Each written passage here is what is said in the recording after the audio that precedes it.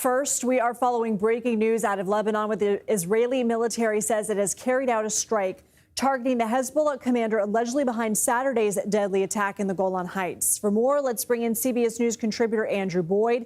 He's the former chief of operations at the CIA's Counterterrorism Mission Center. Andrew, I feel like we hear rockets being launched. It's been sort of a tit for tat. Is this an escalation?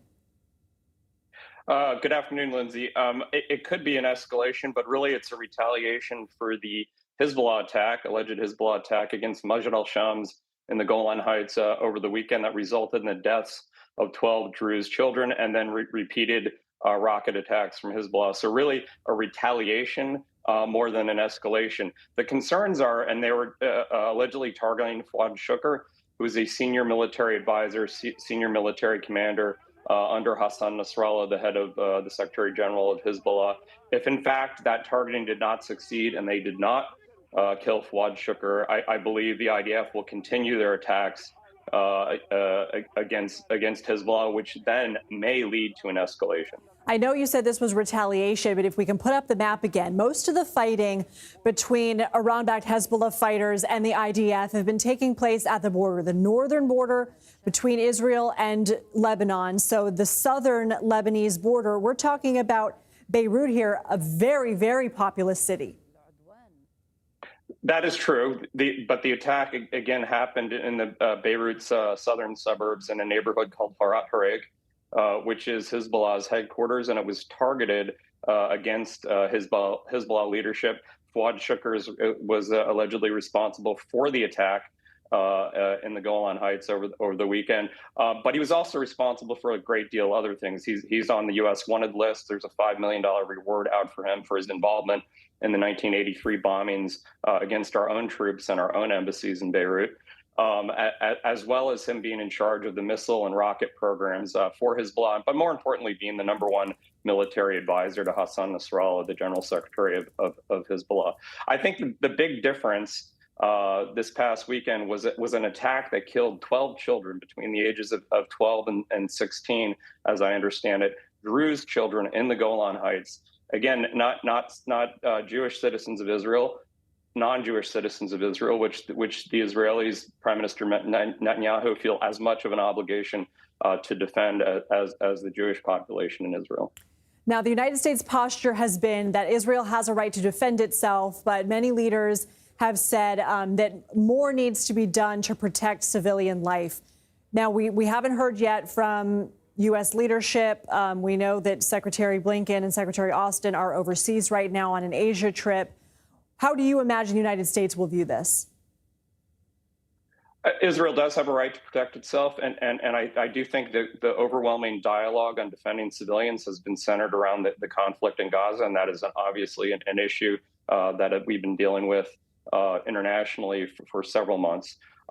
Israel also has an obligation to protect civilian lives in the city of Beirut, but again, I don't know if that is going to be an issue with this particular strike in South Beirut.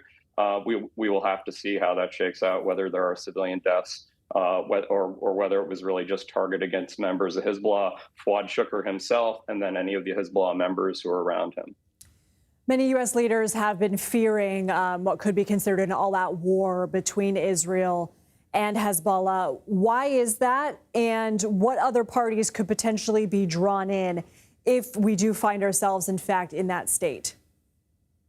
Because of the proximity of Hezbollah to Iran, there's a great deal of concern that this will be an escalation, and the capabilities of the Hezbollah military arms, their rocket forces, their missile forces, their ground forces, could result in tit-for-tat retaliation that obligates the Israeli military to eliminate Hezbollah once and for all. There's been a lot of discussion that Prime Minister Netanyahu is unique in his desire to escalate this with Hezbollah.